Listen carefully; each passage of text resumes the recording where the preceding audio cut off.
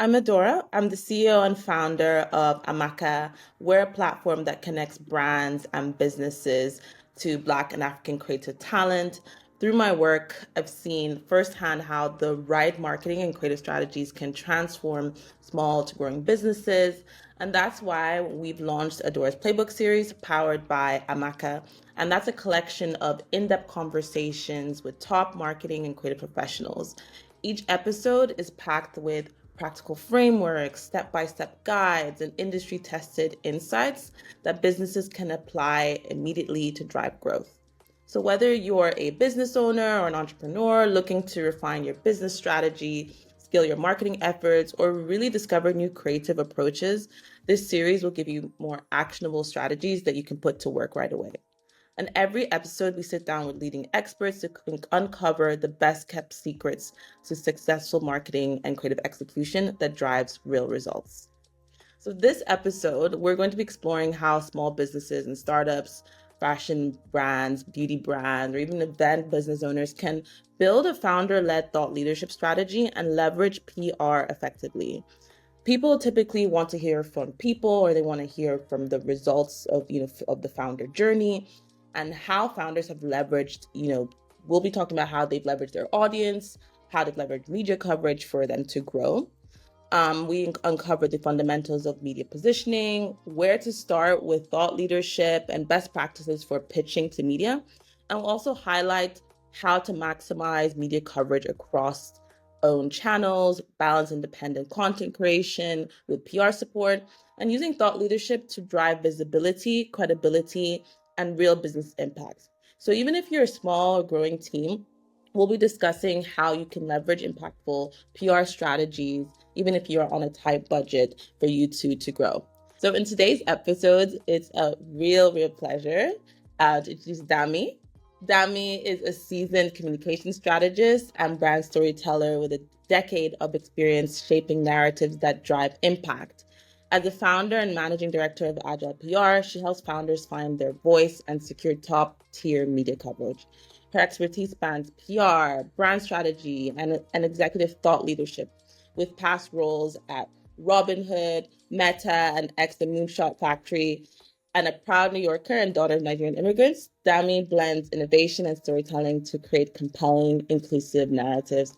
And with a passion for community and connection, she continues to elevate brands through strategic communications and thoughtful storytelling. So welcome, Dami. Thank you so much for joining. How are you Thank you today? so much. I'm really excited to be here. Amaka is such an amazing platform, and seeing you grow it and continue to provide value and just serving content, great content all the time. So I'm happy to be working here with you. Thank you for having me. Yeah, thank you. So I guess I'll get right into it. I know I gave like an intro, so I hope it was a good reflection. But we'd love for those who don't know you, tell us who you are, your background and your experience, and your company, Agile PR.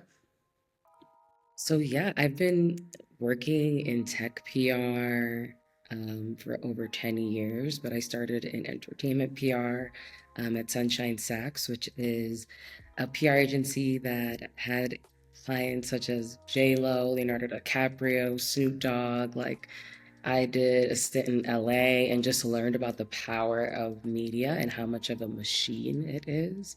I ended up going into tech and working at an agency, working at early stage startups like Andela, which was big on the African continent. I was a talent manager for an Afropop artist named Owo, and PR was such a big part of that world. So I've really just seen the power of PR. And about 6 years ago, I started Agile PR for early stage pre seed companies. I saw that, especially working at Andela, which was up to its Series D at that time when I was there, how much storytelling had helped propel it into um, kind of almost a household name brand for the tech industry. So seeing how PR and media kind of begets credibility, it opens doors, all of a sudden VC conversations are a little bit easier, raising money is a little bit easier. You're getting inbound as an artist, there's a little bit of a moment that happens once that kind of piece of coverage lands. And I'm sure, being a business owner, being on the side of being the PR and also getting the PR, I know you've probably seen those moments, those ebbs and flows where you're just getting a ping all of a sudden. You're like, okay, this has to do Mm, with probably what I just shared. And I think that's so positive, and especially for small business owners or minority business owners where like the playing field isn't as leveled. I think PR is a little bit of a luxury, but if you are kind of scrappy and strategic, I think it's something that you can start to build yourself and then kind of save up for it. But we'll get into that, I'm sure, more yeah, into later conversations. But yeah, so that's my background, and I'm from Queens, New York. A New Yorker always has to slip that in, and yes, I'm Nigerian too, a daughter of immigrants. And I think storytelling is just, if you think about what Nollywood did for Nigeria and like what Afrobeats is doing for Nigeria, that's PR, like that's yes. PR, that's increasing interest. So I think it's just so ingrained into like my upbringing, as Mm. well as just like my passion and my kind of vocation and my corporate and side hustles. Great. No, thank you so much, Dami. And I'm really excited to also get into, I know, like you mentioned, like having that coverage leads to, more inbound, more, people, investor conversations as well. But I guess I want to start from the beginning for people who are maybe starting out and for brands and businesses who are looking to break into media visibility, but are lacking the internal expertise. Like, what are the most efficient ways to really get started? I would say, understanding the foundational framework for media is really about starting with who are your competitors. I think like a lot of folks, they'll come to me and be like, I want press. And I think you'll be surprised that when I ask people who their competitors are, especially early stage, they'll say we don't have any. And I'd say that's a really big red flag. Like everybody has competitors. You know what I mean? Whether it's a traditional industry like the taxi industry for Ubers or the hotel industry for Airbnb, or it's, literally someone doing the same sort of business as you or offering the same service, especially if you're an agency, digital marketing agency, there's so many different ways. I think even Netflix looks at TikTok as a competitor. Even though TikTok doesn't make movies, it's a place that steals your time, right? Time that you could be watching Netflix. So I think before jumping into PR, you really need to think about your competitors. And then once you have a full grasp on your competitors, I think you can then go into the media, right? And just do a quick Google search on like, okay, if we've identified, let's just use Honeybees Inc. as one of your competitors. Then you look and you Google Honeybees Inc. and see what their news coverage has been for, let's say, the Mm, past. And I think, who's their spokesperson? What are they talking about? What are they announcing? How are they positioning themselves? Is it a reaction to news? So is something happening in the news and they're being reached out to as someone to comment on what's happening? Are they the lead of the news? Is it them announcing a new round, a new product, a new offering? Who's talking? Is it the marketing officer? Is it the CFO? Is it at a conference? So I think, is it a byline? Is it something that they wrote themselves, or is it something that they're being featured in?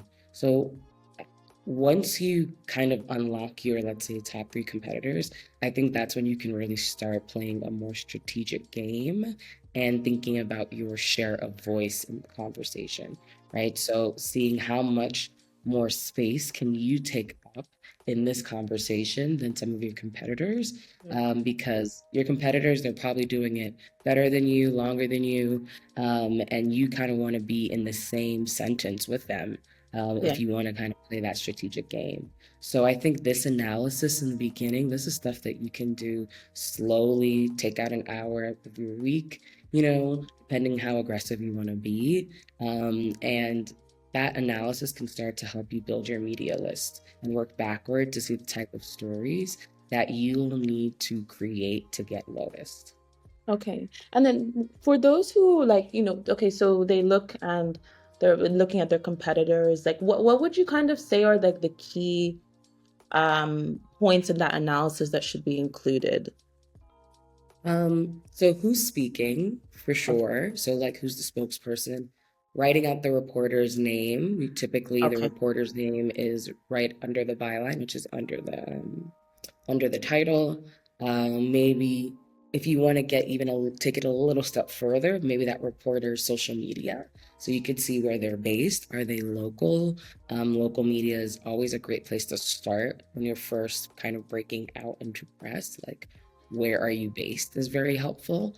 I would say the type of stories. So, is it an announcement? Is Mm, it quote simply reacting to industry news? Why are they being featured? Like, how are they showing up?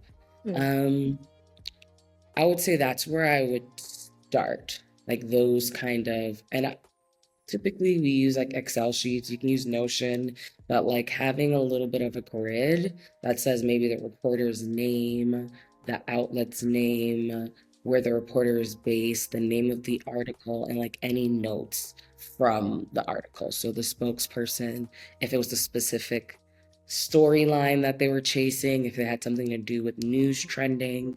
For example, like I placed a piece of coverage with VentureBeat with a company they were called Civic Eagle at the time, but now they're called Plural. And they were like a GovTech solution for folks who were trying to track uh, government legislation in different states, but like not manual. Typically, it's manually, and you have to go to like Massachusetts.gov. But this was more of a SaaS platform that helped you track legislation as it changed.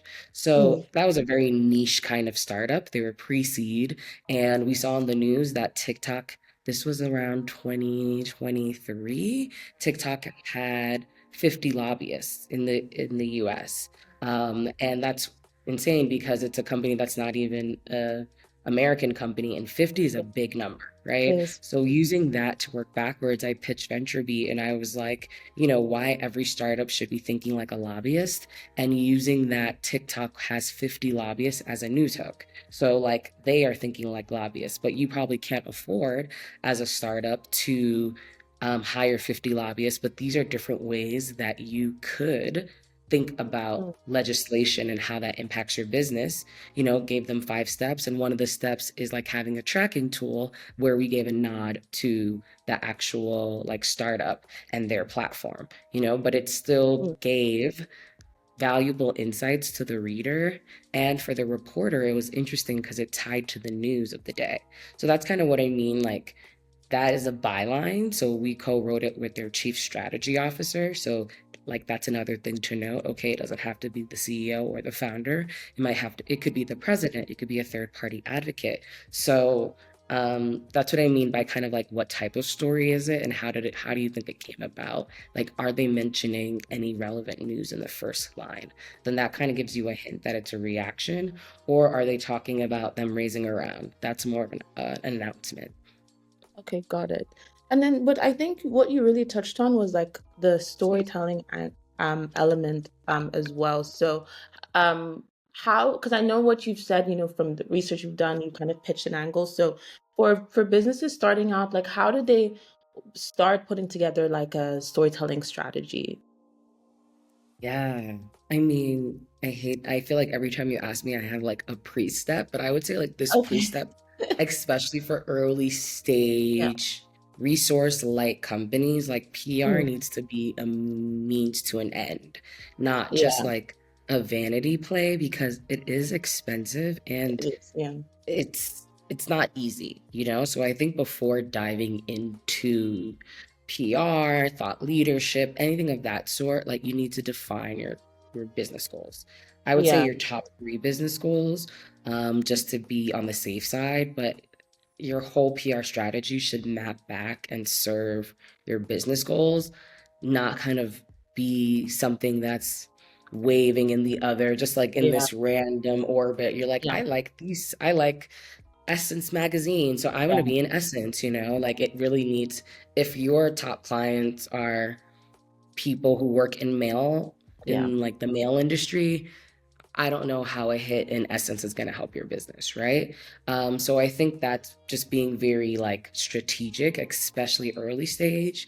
If you're a Fortune 500 company, like, the companies I used to work at, like Meta or Google, you can afford to have 300 comms people all doing different things, some people Yeah. doing podcasts, some people doing consumer, some people doing social, some people doing business, some people doing finance, some people doing corporate. Like there's so many different kind of schools of communications and Yeah. PR as Yeah. well. So I think like at this early stage, I think you got to cut your coat according to your size, like my mom likes to say, and like really be strategic and lean about how PR is used. And this is coming from like Yeah. somebody who runs an agency, right? Like we're not just trying to run your hours up, because at the end of the day, you want it to be effective. Yeah. And it's only fun for publicists if we think we're gonna land stories, So like if I'm like, man, you still need to work on your product, and PR isn't what you need right now, you need marketing, I'll say that. So that's just like my first like Yeah. level spiel. Like Yeah. understand your business goals. If I ask you your business goals, like your top three business goals, and you're like, you're not ready for PR, Yeah. you need to kind of Yeah. take a step and think about that. But if you are like, if you got your, top three business goals, if you say like, Dami, demand generation is my goal. Like I need demand generation for my product, because then I can now land this kind of client, or I can land this kind of funding. Then I would say you need to identify your target audience, like who is your target audience when it comes to demand generation. So like who are these profiles that you're targeting, and then create content or target media that tailors to them, that Yeah. speaks to them, right? So I Yeah. would start there. Like if that was demand generation was my goal. If fundraising was my goal, now that's an even easier target, because your Mm. key audience are investors, right? And they really care about growth milestones. So I would think about media and tech reporters, or business reporters. If you're like in a beauty industry, beauty business reporters. If you're in the music industry, like thinking about the trades in the music industry, the billboards. If you're in film, thinking about those trades as well. So there's different trades, like different media outlets that are very specific for specific trades. So if you're in marketing, Ad Week is one of them, Yeah. So not Yeah. every time does it need to be like Vogue or glamour. Sometimes it's something a little bit less sexy, or sometimes it's a little bit more buttoned up, like CNBC, like a business Yeah. story. So I think if you're fundraising, content that attracts investors, media that attracts investors, you need to kind of have your brain in there and Yeah. thinking about, okay, based on where I'm at and what investors are looking for and what stories are being told, where can I fit in? So it's always kind of like, it's a little bit more of an art than a science, but Yeah. thinking about all the audiences that you're trying to satisfy and where you are is very important. And I think another goal some people say is brand awareness. If brand Yeah. awareness is the focus, just general brand awareness, I would say craft stories that support your positioning, so that Mm-hmm. when it's Mm-hmm. just brand awareness, that's even easier to play with, because now we can like, if you're a mental health app, we can look at wellness writers, if you are a new beauty brand, we can look at beauty writers. If Yeah. you are a Black owned business, we can look at, now we can play with the Essence of the world, Absolutely. or, the Blavities of the world. So I think um, really identifying your goal and working backwards from there is the first step in just even thinking about your PR strategy. You Yeah. know, I Yeah. think when you're thinking about, your earlier question was like thinking about what media to target.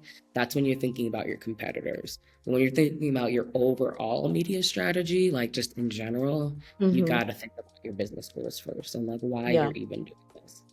Okay, got it. So it's essentially meeting your target audience where they are, or your target consumers where they are. Makes sense. Exactly. Yeah. So sometimes your target audience is consumers, to your point. Sometimes your Yeah. target audience is investors. Sometimes your target audience is the government, So like Yeah. really think Yeah. about who your target audience are, what your business objectives are, and then kind of creating a content and media strategy around that. Around that. Okay, got it.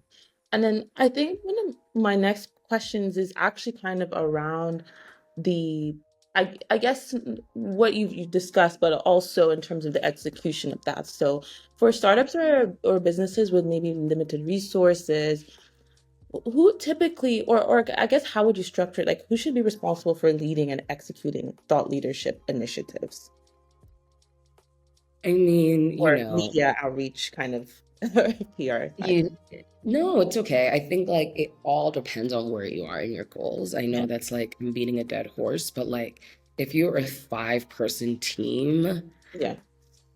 I don't know, like if your founder has enough time, if you have a marketing head. So I would say typically the CEO or the founder should spearhead thought leadership because it has to align with overall business strategy. Yeah. So like especially for smaller like SMBs, like typically the business strategy is kind of very close to the top, to the nucleus, Yeah. versus like in a bigger org with thousands of employees, it can kind of sit in an organization. I think Yes. typically at a Yeah. smaller place, it sits in a person. So I would say the CEO or the founder like should lead thought leadership. But if you have like a COO or once your marketing lead is in place, I think they can engage an agency or consultant to execute the strategy. Yeah. Because I'm assuming you are you don't have time, like I mean, and you're Hmm. not the expert, Yeah. so you can, I think all the tips I'm giving you is great to kind of hand over to a consultant, Consultant. so Yeah. that could speed up a lot of the work, you know what I mean? Yeah. Because a lot of the work in the beginning is, especially for early stage startups who've never even engaged PR ever, is like getting those best practices in line, and Yeah. figuring out, okay, who are your competitors and what are your goals. But if you can come in with a document that's kind of like, Mm, what's that word they use, like kind of a brief, you know what I yeah. mean, like that's very thought out, that is half the battle, but if you Yeah. just come to someone and say like I need PR, they're now going to have to work on that brief, and that takes time. So Yeah. I think you can kind of get your way there, by looking at the media. But I would say ideally at that stage you're executing it out, you're probably outsourcing it. Outsourcing it. Okay. And then for some who are like, okay, they need to outsource it, or they're kind of flirting with the idea of outsourcing, but they're always feeling like, I have limited resources, but I know I need this to grow. Um, I guess how do you kind of battle with that contention of people kind of like they know they need it, but they don't know when to take the first step, or even not even just how, maybe like when to take the first step to outsourcing. Well, I mean, let me say this, like anybody can pitch the media, so like I think while I do say on one hand, like if you're thinking about raising a round or securing funds, I would strongly suggest outsourcing, just Yeah, because it's critical, and time is of the essence. If it's kind of a general, I know I need this, I think you can slow roll it and even take that kind of analysis and media audit that I talked about earlier one yeah, step yeah, further. So we can talk about how to pitch the media, I think, yeah, if that would yeah, be helpful. yeah, yeah. I think that would be helpful. So I Yeah, would say first thing to understand is pitching is more an art than a science. You ran a media publication in the past, so I'm sure you got all types of pitches. yeah, So it's hard to say like 1 + 1 = 2 when it comes to pitching in media, but I can offer best practices and ways to think about it, like yeah, practically. So I would say number one, know the news cycles. Like journalists are in the business of mm, news. That's it. They're not advertisers, they're not yeah, yeah, yeah, bloggers, they are reporters of news. So your pitch has to be both interesting and relevant. like interesting and relevant. It can't be one Okay. without the other. It can't just be interesting. If it's not relevant, there's no urgency to cover it now. And if it's relevant, but it's not interesting, they're not going to get the clicks that they need on their end or get it past their editors. So I think that is just you have to put yourself in the shoes of a reporter. And that's why I say, you know, Yeah. what's the word, like outsourcing this is helpful because like it is, in addition to your own customers, this is a new type of audience to understand, right? Media is its Yeah. own, they're their own world. And, publicists and communicators are trained to know media. So just know that you're Mm, kind of like, you're winging it a little bit. There's yeah. nothing wrong with that. People have done it. I've seen press where people are like, hey, I did that myself. Cool. You know what I mean? So like people have done it, but just know like you're winging it a little bit, but you're scrappy and you can do this. I would say the second thing, so one, know the news cycle, know what's relevant, know what's interesting, and make sure your story is both. Two, read the news.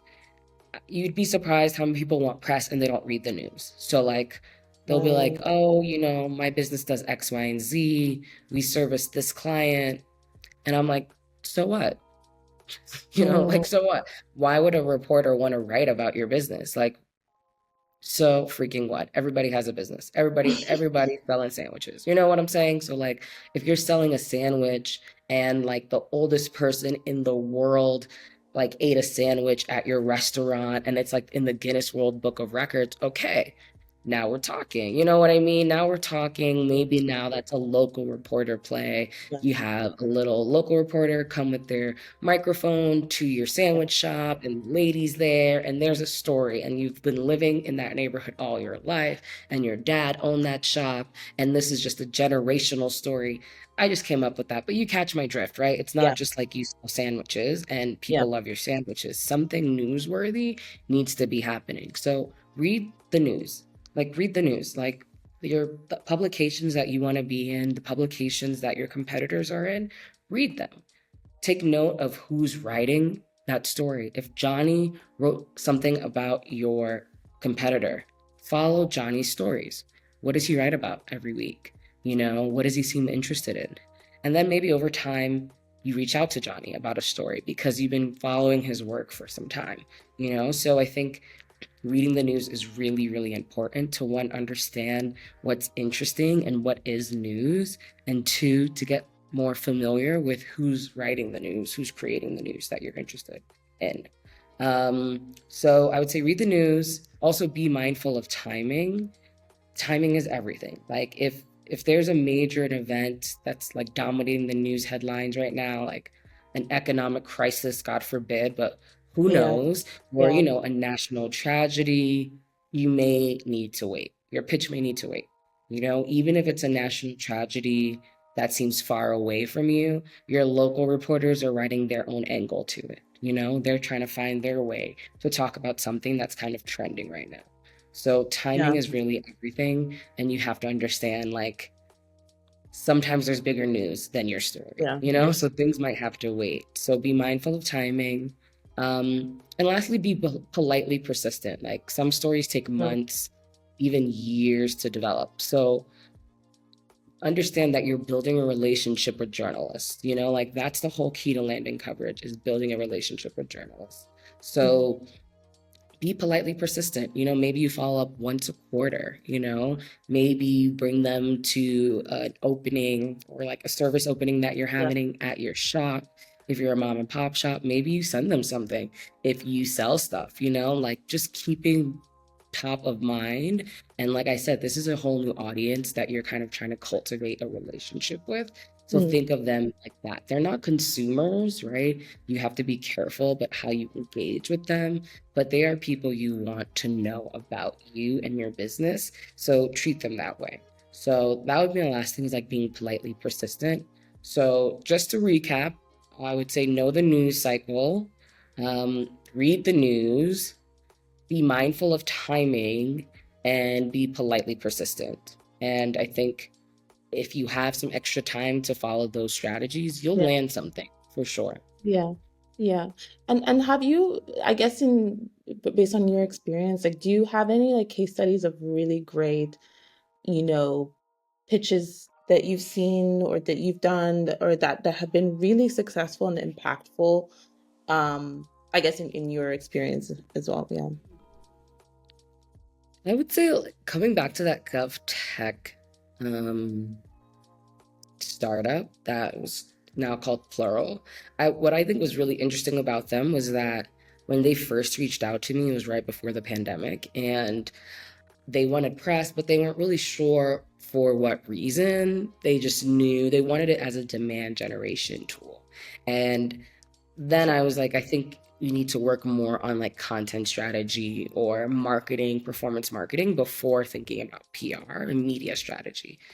And then COVID hit and legislation was, excuse me, COVID hit and legislation was hitting, like changing every day. Small, medium businesses needed to know what different legislations were happening with the masks, with social distancing, all sorts of things. So all of a sudden, their company became super media relevant, if that makes sense. Now, a tool Mm, that helps track legislation yeah. quickly is way more interesting during a time when people need to understand how the laws are changing. So I reached back out to them. I was like, this is actually a great time for press. And that's when we did like that TikTok story, that TikTok news hack story about thinking like a lobbyist. And Yeah. also, we found that Fast Company had a Designing Women series. And the chief product officer at the time came up as a graphic designer and designed a lot of the product. So that was awesome that we just pitched this chief product officer as a self-taught designer, and the app that she's helping create, a lot Yeah. of prominent nonprofits were using the app at the time. So that was even part of the headline, and the reporter came back when we pitched her like, hey, do you know about this person? She said that she had to send her assistant to look them up to make sure she was actually real because they had never heard of them, and she sounded so interesting that she thought it was fake. So that was actually really funny that like she was just like, wow, I can't believe you put me on the radar with this company. Yeah. And that turned into an in-depth feature of the chief product officer on Fast Company with her picture on the like front page. And like it says this app is helping, and it has all their clients in the headlines, track Mhm. legislation, and talked about both the product and her journey as a designer and her journey to be a chief product officer. So I love like features like that because it really is tied to like only she could have landed this story, and only Yeah. us understanding her background and asking her questions and understanding that she's a self-taught designer, and she was also a Black woman, Yeah. understanding the stats between chief product officers and women, and Black women even at that. So like understanding the landscape and the story and how she fit in that greater story, it was really a win-win. Like the reporter was really interested and excited to like have this person on her radar, and now this like pre-seed, no funding, no outside funding company is now getting Fast Company coverage. And that's actually one of the rare times that a founder, I was working with the chief product officer at the time. That was our point of contact, and she said that was the most impactful piece of coverage that they received. That got a lot of Yeah. inbound and a lot of interest. So you don't have to be a Fortune 500 company. You don't have Yeah. to raise millions and millions of dollars. Just this is before they raise their Series A.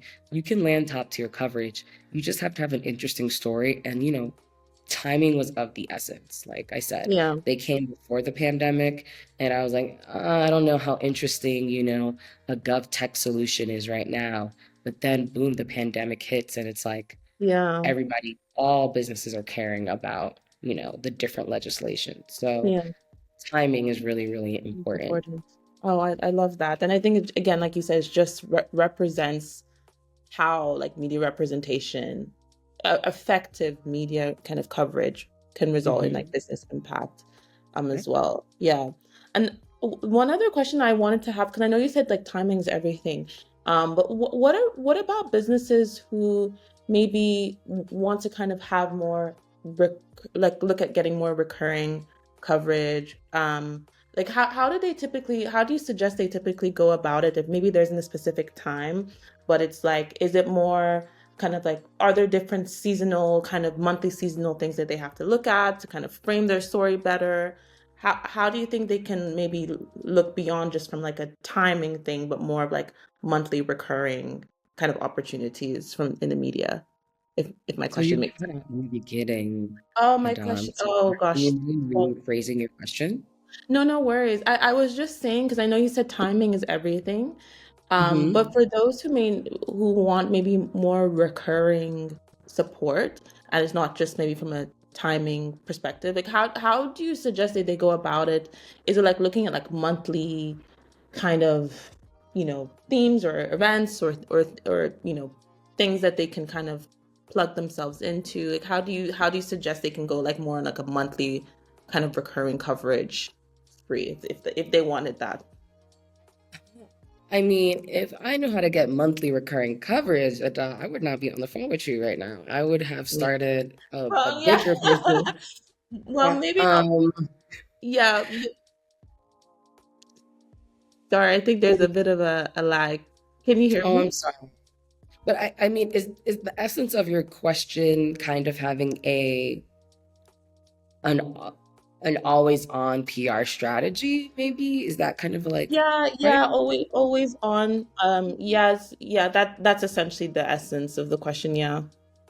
I think, you know, PR is for the big boys. You know what I'm saying? So people who are already having quarterly goal check-ins, yearly goal check-ins, 5-year plans, like I think that is when you think about PR strategy.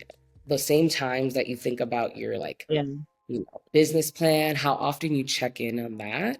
I yeah, think layering a PR strategy, or at least thinking about PR at that time, I think is most important, because if it's an afterthought, it's just going to be not, it's going to be overwhelming yeah, and yeah, probably not successful. That's what I mean about timing too. Like maybe patience. It's also kind of another nuance of when I say timing, like understanding that you're playing the long yeah, game. So as yeah, early as you can kind of start to think about it and strategize, the better. So, you do your yeah, yearly plan and you're like, we need to sell 30% more widgets this year. Okay. yeah, Like that's one of your goals. Okay, who do we sell to? What do they read? How can we have a PR strategy that's yeah, kind of yeah, surrounding that? And I preach this, not everyone believes this, but I think you need a marketing lead, like a marketing foundation. Like PR kind of built okay, off of marketing, in my opinion, at the early stage. So if you yeah, don't have a foundational marketing function, and it doesn't even have to be interesting. performance marketing, so to Yeah, speak, but just anything, if you're not running ads, if you're not running ads, that makes me know that you have not thought about your ideal just consumer yet. consuming it, yeah, So like, how can we even have a conversation about what they read if you don't know who they are? Like that's I need to meet you where you're at, because the PR people don't do that sort of like, who are your ideal consumers? That's very much a marketing question, right? And that's very yes, much that's true. understanding where you're going, Yeah, yeah, because yeah, from the outset, I might think consumers are, the everyday person, where you're like, no, actually, our business comes from these big B2B partnerships. mm, Like it might look like it's these everyday consumers, but the money is really these big B2B partnerships. Okay. So instead of a PR strategy that's targeting, you know, I don't know, like everyday teen vogue and something like that. Now we're talking about B2B plays, maybe your trades, maybe Bloomberg. You know what I mean? And that's a yeah, whole different storytelling narrative than it is about the B2C consumer. You know what I mean? So I think really being clear on your business goals and your yeah, business, that's how you'll have the most effective PR strategy. Or else you're just, you know what I mean? You're just floating You're around. just shooting in the dark. You know what I mean? You're just running around and you could be Yeah, doing so much. You can do yeah, so much. You can show up so many ways. There's podcasts, yeah. there's newsletters, there's Substacks, there's Mm, people who are on YouTube, there's traditional media, there's digital media, there's reporters who have created their own platforms. So it's a big wide world. So if you don't have any guiding principles, which are your goals, then you are just going to be lost. So like I really, really preach like goals first, and then this PR strategy, this marketing strategy that will help then funnel into your goals. I feel like that was a really great segue into the question, a question I had about like mistakes. Are Mm-hmm. there specific, I guess, what mistakes, and I think you've kind of touched on it, but what mistakes have you seen businesses do on often when it comes to trying to establish themselves? And I know you kind of touched on how they can avoid is being clear with their Yeah. goals. Are there other kind of mistakes that you've kind of seen as well? Hmm. I would say one mistake that I've seen is not understanding that media is forever. And I think an example I can give you is I had a client that when they first were announced to the world, and by the world I mean press. When they got press, they were they emphasized a lot that they were a Nigerian-based company. The founder was Nigerian as well, and they also had a Ghana office. So they were hoping that with the Ghana office that they would be seen more as Pan-African, but press really latched on to the Nigerianness of the company because that's kind of where it was founded, and the CEO was from Nigeria as well. They came back around to announce a round of funding and also expanding into East Africa as well. And all of the headlines said Nigerian based startup, although they really wanted to be seen as Pan-African. And I say, like, this is an example of like, you have to show, not tell. So even though in all the press releases we said Pan-African based company, we try to emphasize at the end of the day, reporters are reporting based on common kind of knowledge, right? So if there hasn't been a lot of big hires in other parts of the world, there hasn't been other news about your other offices in between kind of this next round of news.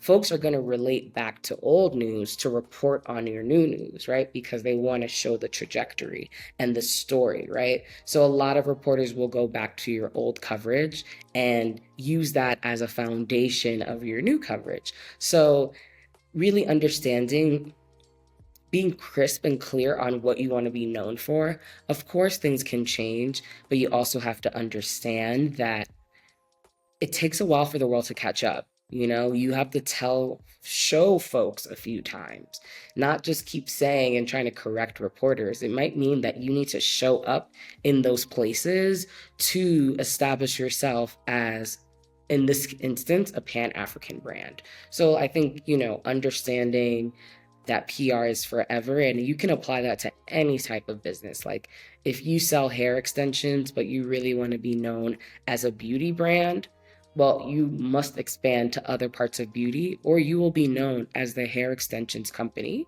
that of XYZ until you diversify. And even if you do diversify, then press will probably say hair extensions company expands into beauty. It's going to be a long time until you are known as a full service beauty brand. And I think it makes sense because your product is not a full service beauty brand, Yeah, right? At the yeah, moment, at the your moment. product is selling hair. So I Yeah, think being quite um, maybe clear and wide, not wide-eyed, but clear-eyed about like what your business is mm, and not what you want it to be, right? Because that's not right, that's not right. the role of press. Press is not marketing.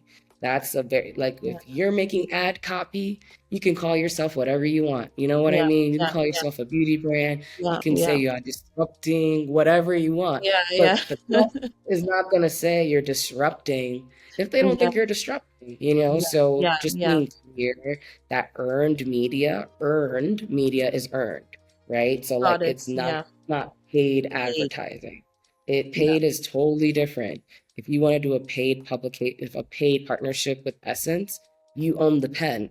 But that comes with a price tag, a really, really big price tag Mhm. to do a paid op-ed versus something earned, which is essentially free, except for Yeah. the time you pay for maybe a publicist or the time of your executive, but it's essentially free. So Yeah. with that comes its own guardrails and stipulations, right? So I have to Absolutely. remind founders like this is not reporters are not your copywriters. They are reporting. They see you, they meet with you, and they go back and they report. If your house was dirty, they might write in the story, their house was dirty. They're not going to tell you that in person, but it might show up in the story because they're reporting what happened. So Exactly. being clear, reporters are not your friends. They're not your consumers. They have their own job to do. Yeah. Yeah. So yeah, that is forever. You got to show, don't tell. You can't tell people who you are Yeah. if it looks different. Yeah. Absolutely. No, and I think just one more last question, Dami. Do you have time? I'm I sure do you. have time, yes, of Yeah, you have course. time. Okay, Absolutely. so I have actually, well, maybe two more questions actually. So, Hmm. I know that you mentioned with like press, right, is like one avenue, and I know that you mentioned other spaces like podcasts, substacks as well. Would you be able to elaborate on that as well? Because I think when we talk about PR, sometimes we only talk about from traditional media. For Yeah. others who want to maybe expand on that, would you consider PR of those other mediums as well, like as valid kind of channels to tap into as well? Of course. I Yeah. mean, I told you I was a talent manager for Afropop artists, and talent manager just means I did everything, including PR. And when Amaka was a publication, that was one of our like strongest hits, despite Amaka not being even established for how Yeah. many years yet. Yeah. I think that was really early stage, but I think that speaks to the testament of like the audience that you were building, her being an Afro pop artist as well. Like it's just like peanut butter and jelly. You know what I mean? It's Yeah. like the key found its actual right owner, and you could unlock the Yeah. right sort of people to come. Like we had a Marie Claire hit that was great for credibility, and that's kind of what I'm saying. Like all these different mediums are for different things. It's great for Hmm. credibility for the major labels to be mentioned alongside like a Lady Gaga song, right? But that didn't Correct. bring in Yeah. maybe the same new listeners as Amaka did because of the kind of targeted audience. Gotcha. So Yeah. non-traditional media is so helpful, especially in today's media environment where everything is disjointed. Like, people aren't sitting around and watching TV anymore. Like, people have kind of curated their own feed. So Yeah. if Yeah. you're plugging into where those folks already exist, it's going to be hard for you to show up in those spaces, if that makes sense, and show up in their feed. So I would definitely say, like, if you are trying to increase your brand awareness amongst consumers, especially consumers, Gen Alpha, Gen X, honestly, even boomers, like the whole thing, like you're going to need to think about your media strategy. And the younger your demographic is, the more you're going to have to think about non-traditional press like podcasts and substacks and newsletters and YouTube vloggers, like those sorts of things. You're going to have to think about it. Especially if you are a new financial app, let's say, your rich BFF, she has a podcast. Her name's Vivian, right? She has a podcast, so you could probably pitch yourself to her podcast. That will also go on her social media, but there's also another angle to partner with her from a paid perspective, probably, right? Just a straight up advertisement. And of course, everyone's going to want to be a guest, but you're going to probably have to meet a bar and be quite interesting and be seen as a thought leader in your category for her to take you on as a guest because you're going to have to be interesting to her audience. I think she's had like athletes on there at this point. So, like, really thinking about it, if you're a small, financial app, are you a financial app specifically for immigrants, and you have a great story around how immigrants can start thinking about the American dream, maybe that will kind of help you get in there. Or do you have an app that's all about giving back and how you can give back and what how that impacts your taxes and all those sorts of things? Maybe on, I think it's like World Giving Day or National Giving Day, like the Tuesday or Giving Tuesday in November, maybe you pitch during that time, like, hey, for Giving Tuesday, maybe you want to do a story about how giving back is helpful for your taxes and why all these billionaires are pledging to give away all their wealth. What does that really mean? Like, so there's ways for you to kind of enter the conversation and how to position yourself as like in the strongest way, but like those were very specific. Giving Tuesday, if it's February, well, now we're gonna think about something else, So like it's really looking at the world, looking at how you can show up, and seeing where you can play. So to get back to answer your question, like kind of more succinctly, non-traditional media is super helpful. They're big players in the beauty space, they're big players in the tech space, they're big players in the financial space, the fintech space. Like, if you think about crypto, a lot of that is just from like, people on X, Reddit threads. So it really depends on what your goals are. You know what I mean? But PR, and I think about PR and communications, right? So, like, public relations is one avenue, like how you show up in the world, but communications is how you talk and who you talk to. So that's kind of how I would think about it. Like with public relations, how like where you show up in the world, whether that's podcasts, books, press, where communications is like what are you saying, and how are you saying it, and when are you saying it? So thinking about those are two different things. Great, great. And then just my last final question. Once a brand secures media coverage, like Hmm. what did you suggest or what are the best ways to kind of maximize its impact beyond the initial feature? Like, how should businesses, look at repurposing media features, whether it's across social or email? Hmm. Do you have suggestions on how that can be leveraged over time? Yes, for sure.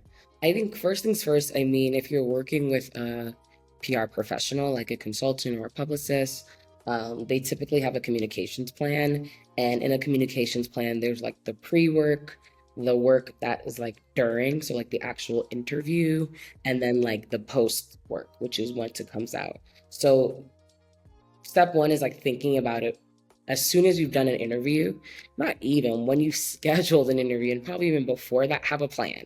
You know what Okay. I'm saying? So thinking about how you're going to repurpose it early on before it's even published, it will help you not scramble once it's published and like, ah.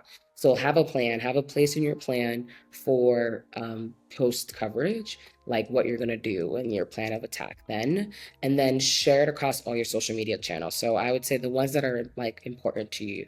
I wouldn't suggest, if you're between 5 and 50 people, you probably shouldn't be on more than two platforms, depending on how many hires you have. So, like, if LinkedIn and X are really big to you, think about the type of caption, the copy that's going to go along with it, like what are you going to highlight?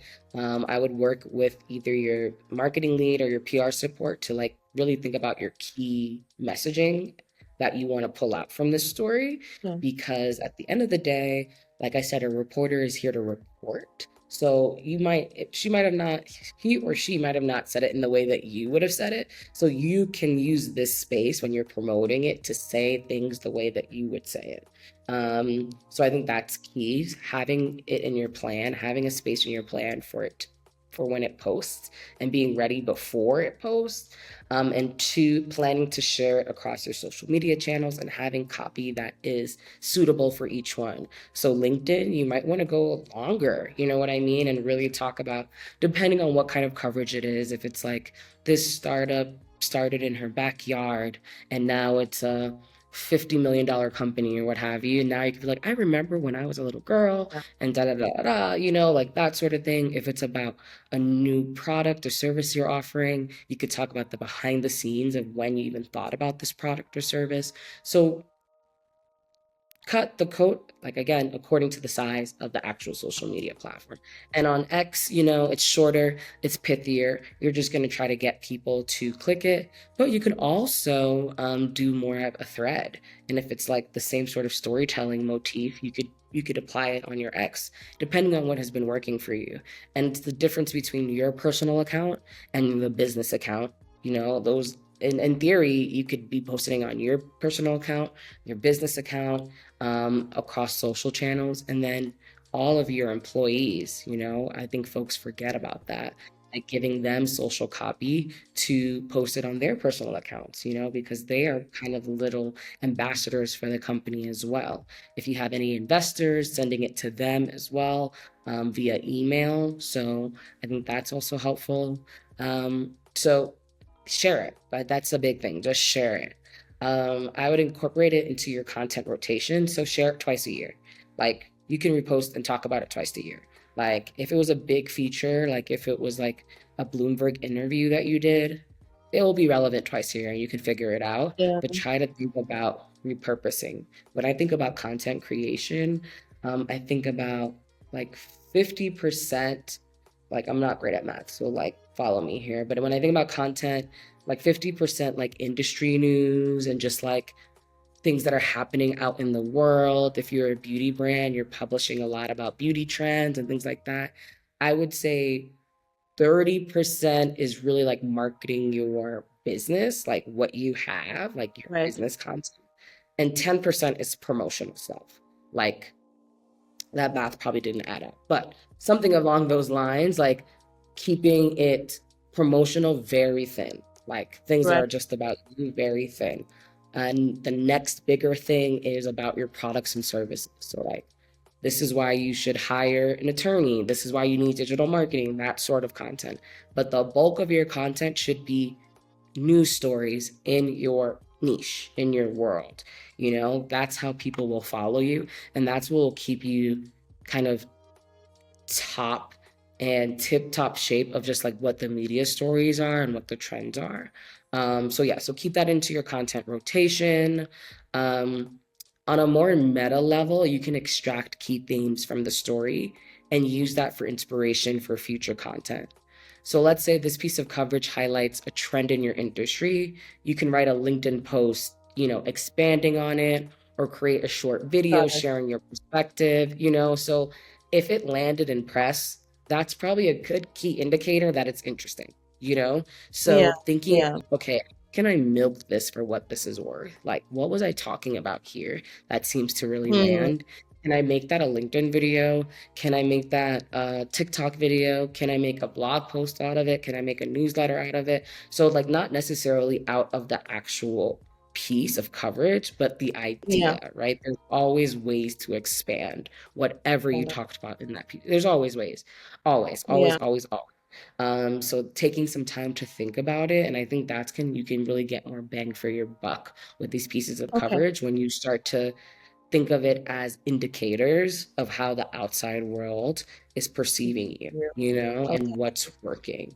And then just experiment. That's what I think. Once you figure out, like, okay, maybe it was because I was talking about, let's say you do hair extensions, you were talking about creating something that was healthy, especially with what's going on right now, like Hmm. synthetic hair being seen Yes. as not healthy and having, toxins. Maybe you were talking about that and coming from that from a wellness angle. Can Yeah. you talk about beauty and wellness and how to, shop smart, or why, Credo might not be as sustainable as you think, like, you can get, give some hot takes, make Yeah. sure it's not people you're trying to partner with, down the line. But like, I think really thinking about like, okay, what resonated and how can you already did some of the work. How can this be a starting off point? And you know what? I'm an advocate for ChatGPT or AI. Like, you can pop your piece of coverage into AI and be like, hey, I want to think about different content ideas based off of this piece of coverage. Like, what are Yeah. some ideas, Yeah. Because at the end of the day, you're going to have to execute. So, but even just thinking that way, you're already ahead of the curve and like thinking really smart about media and PR. In PR. Um, yes. Great. Is that helpful? Yeah, no, super, super helpful. Thank you so much, Dami. Really, really appreciate it. And thank you for all of the insights. And it just seems like there's obviously a lot of strategic thinking, like operational thinking, execution strategy that needs to kind of essentially go into it that I think a lot of businesses don't typically realize. So thank you so much for all of that, all of the deep dives and everything. Of Thank course, you. like I'm here to demystify. It can you can do it. It takes time and Yeah. realizing that most like I was on a comms team with almost 500 people at Facebook. Like just let that sink in. Like one company, you know? So rel not relax, but don't overwhelm yourself and don't compare yourself to like a Walmart. Mm, You know, like you don't have that budget, you know? But if you have a good story, you can etch in and you yeah. can get a little bit of that share of voice one by one, slowly but surely. But in the beginning, don't compare yourself to those sorts of companies because Yeah. they have resources that you don't, you know? Yeah. No, absolutely. And yeah, like you said, it takes time and just being a bit very strategic with your time and resources as well. So, great. Well, no, thank you so You. much. Thank you, Damia, and thank you all for tuning in to our playbook series. And you can watch the full episodes, but also download the playbook on amaka.studio, and we'll be sharing it across our socials and emails. So be sure to register to be able to have the full insights and details of the playbook. Thank you so much, Dami. Thank you so much. Thank And see, you. Amaka does it right. Sharing Yeah. across all your socials, everything. When in doubt, just look at how Amaka rolls something out and you'll get some tea. Okay. So thank you so Absolutely. much for having me. This is Thank exciting. you. No, it's I great. appreciate it. Thank you. And